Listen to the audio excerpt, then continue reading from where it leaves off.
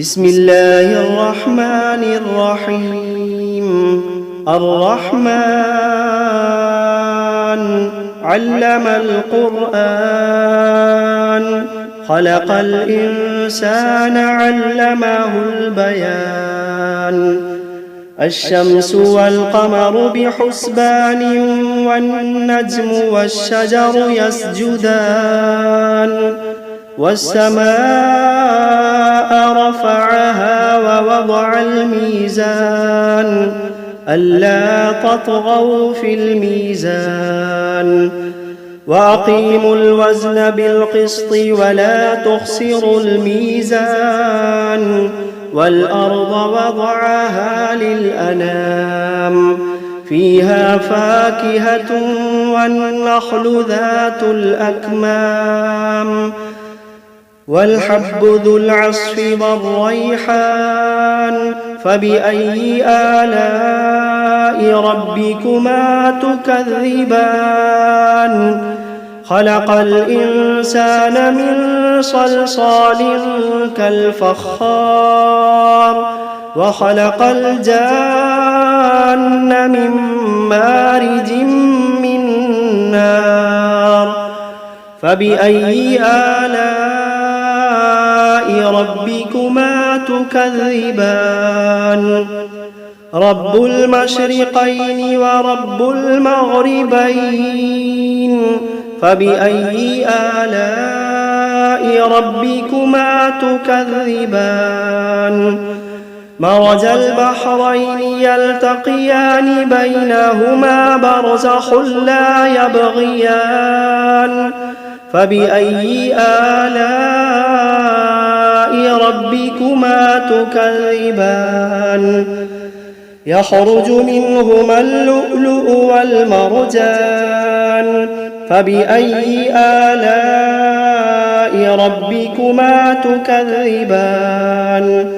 وله الجوار المنشآت في البحر كالأعلام. فبأي آلاء ربكما تكذبان؟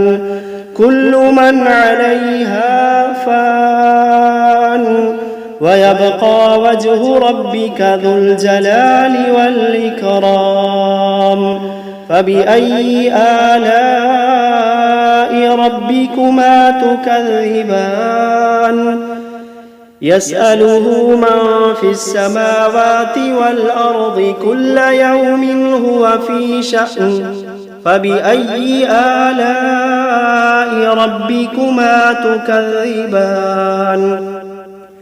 سنفرغ لكم أيها الثقلان. فبأي آلاء ربكما تكذبان؟ يا معشر الجن والإنس إن استطعتم أن تنفذوا من أقطار السماوات والأرض فانفذوا، لا تنفذون إلا بسلطان. فبأي آلاء ربكما تكذبان؟ يرسل عليكما شواظ من نار ونحاس فلا تنتصران. فبأي آلاء ربكما تكذبان؟ فإذا انشقت السماء فكانت وردة كالدهان. فبأي آلاء ربكما تكذبان؟ فيومئذ لا يسأل عن ذنبه إنس ولا جان. فبأي آلاء ربكما تكذبان؟ يعرف المجرمون بسيماهم فيؤخذ بالنواصي والأقدام. فبأي آلاء ربكما تكذبان؟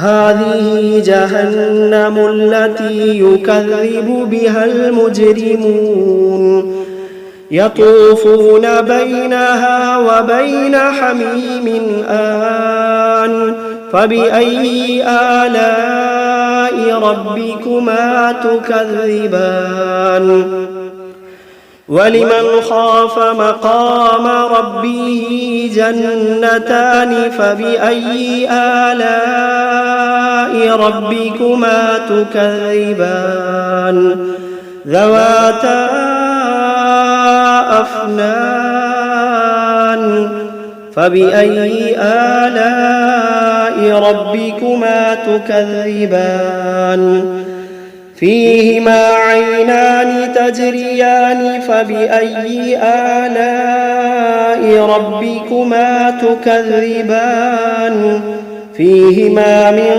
كل فاكهة زوجان فبأي آلاء ربكما تكذبان متكئين على فرش بطائنها من استبرق وجنى الجنتين دان فبأي آلاء ربكما تكذبان فيهن قاصرات الطرف لم يطمثهن إنس قبلهم ولا جان فبأي آلاء ربكما تكذبان كأنهن الياقوت والمرجان فبأي آلاء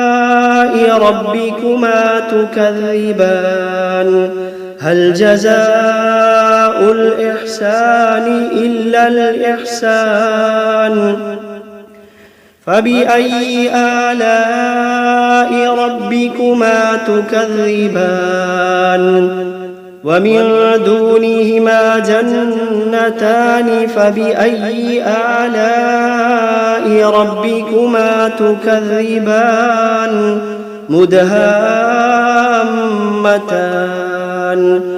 فبأي آلاء ربكما تكذبان فيهما عينان نضاختان فبأي آلاء ربكما تكذبان فيهما فاكهة ونخل ورمان فبأي آلاء ربكما تكذبان فيهن خيرات حسان فبأي آلاء ربكما تكذبان حور مقصورات في الخيام فبأي آلاء ربكما تكذبان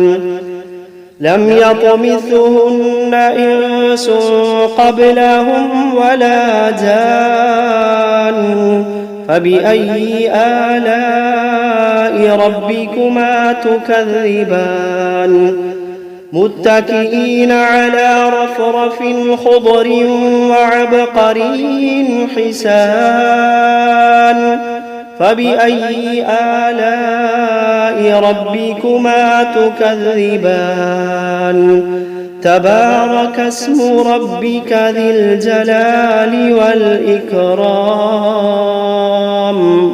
بسم الله الرحمن الرحيم تبارك الذي بيده الملك وهو على كل شيء قدير الذي خلق الموت والحياة ليبلوكم أيكم أحسن عملا وهو العزيز الغفور الذي خلق 7 سماوات طباقا ما ترى في خلق الرحمن من تفاوت فارجع البصر هل ترى من فطور ثم ارجع البصر كرتين ينقلب إليك البصر خاسئا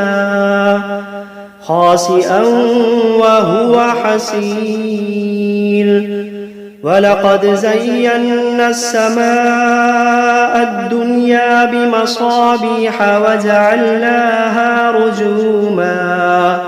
وجعلناها رجوما للشياطين وأعتدنا لهم عذاب السعير وللذين كفروا بربهم عذاب جهنم وبئس المصير إذا ألقوا فيها سمعوا لها شهيقا وهي تفور تكاد تميز من الغيظ كلما ألقي فيها فوج سألهم خزنتها ألم يأتكم نذير قالوا بلى قد جاءنا نذير فكذبنا وقلنا ما نزل الله من شيء إن أنتم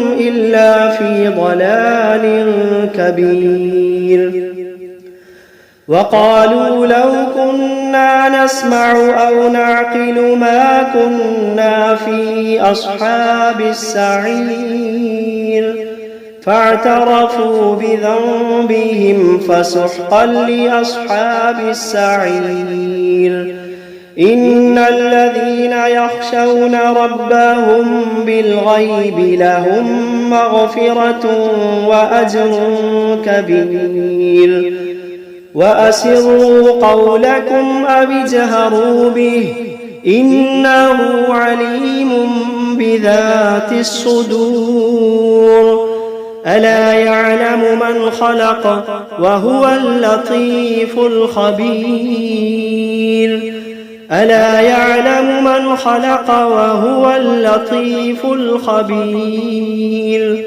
هو الذي جعل لكم الأرض ذلولا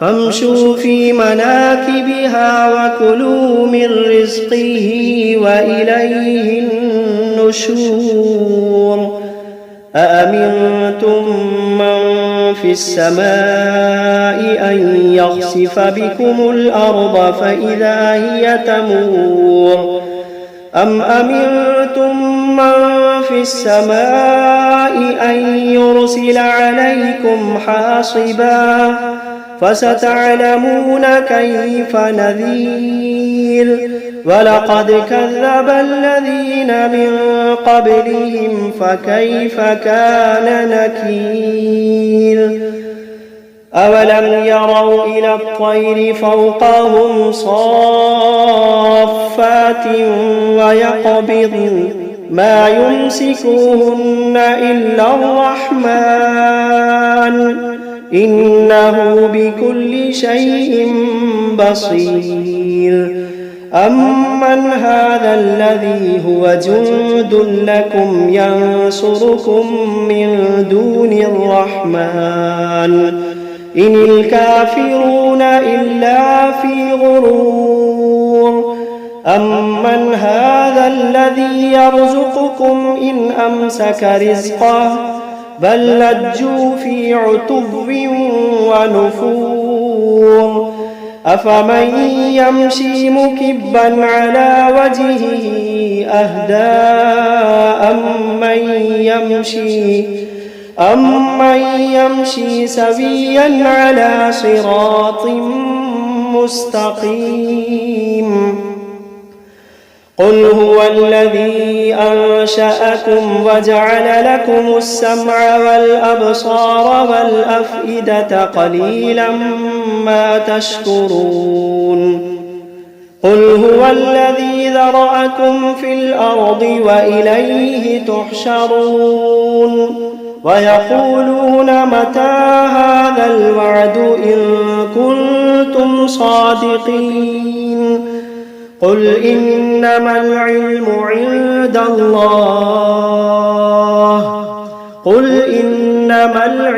عند الله وإنما أنا نذير مبين فلما رأوه زلفة سيئت وجوه الذين كفروا وقيل هذا الذي كنتم به تدعون قل أرأيتم إن أهلكني الله ومن معي أو رحمنا فمن يجير الكافرين من عذاب أليم قل هو الرحمن آمنا به وعليه توكلنا فستعلمون من هو في ضلال مبين قل أرأيتم إن أصبح ماؤكم غورا فمن يأتيكم بماء معين بسم الله الرحمن الرحيم قل أوحي إلي أنه استمع نفر من الجن فقالوا إنا سمعنا قرآنا عجبا يهدي إلى الرشد فآمنا به ولن نشرك بربنا أحدا وأنه تعالى جد ربنا ما اتخذ صاحبة ولا ولدا وأنه كان يقول سفيهنا على الله شططا وأنا ظننا أن لن تقول الإنس والجن على الله كذبا وأنه كان رجال من الإنس يعوذون برجال من الجن فزادوهم رهقا وأنهم ظنوا كما ظننتم أن لن يبعث الله أحدا وأنا لمسنا السماء فوجدناها ملئت حرسا شديدا وشهبا وأنا كنا نقعد منها مقاعد للسمع فمن يستمع الآن يجد له شهابا رصدا وأنا لا ندري أشر أريد بمن في الأرض أم أراد بهم ربهم رشدا وأنا منا الصالحون ومنا دون ذلك كنا طرائق قددا وأنا ظننا أن لن نعجز الله في الأرض ولن نعجزه هربا وأنا لما سمعنا الهدى آمنا به فمن يؤمن بربه فلا يخاف بخسا ولا رهقا وأنا منا المسلمون ومنا القاسطون فمن أسلم فأولئك تحروا رشدا وأما القاسطون فكانوا لجهنم حطبا وأن لو استقاموا على الطريقة لأسقيناهم ماء غدقا لنفتنهم فيه ومن يعرض عن ذكر ربه يسلكه عذابا صعدا وأن المساجد لله فلا تدعوا مع الله أحدا وأنه لما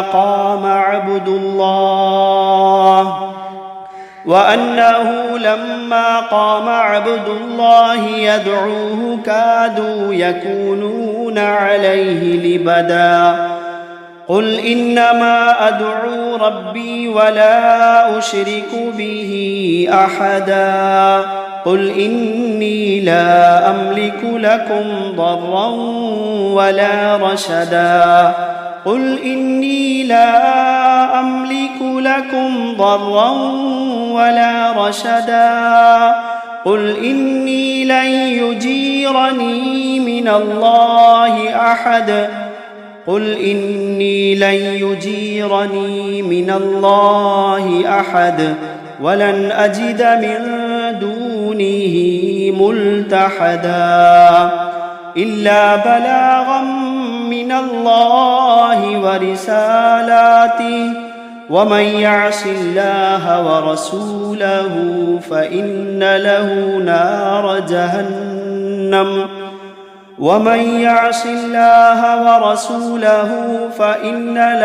نار جهنم خالدين فيها أبدا حتى إذا رأوا ما يوعدون فسيعلمون من أضعف ناصرا وأقل عددا. قل إن أدري أقريب ما توعدون أم يجعل له ربي أمدا. عالم الغيب فلا يظهر على غيبه أحدا إلا من ارتضى من رسول فإنه يسلك من بين يديه ومن خلفه رصدا ليعلم أن قد أبلغوا رسالات ربهم وأحاط بما لديهم وأحصى كل شيء عددا.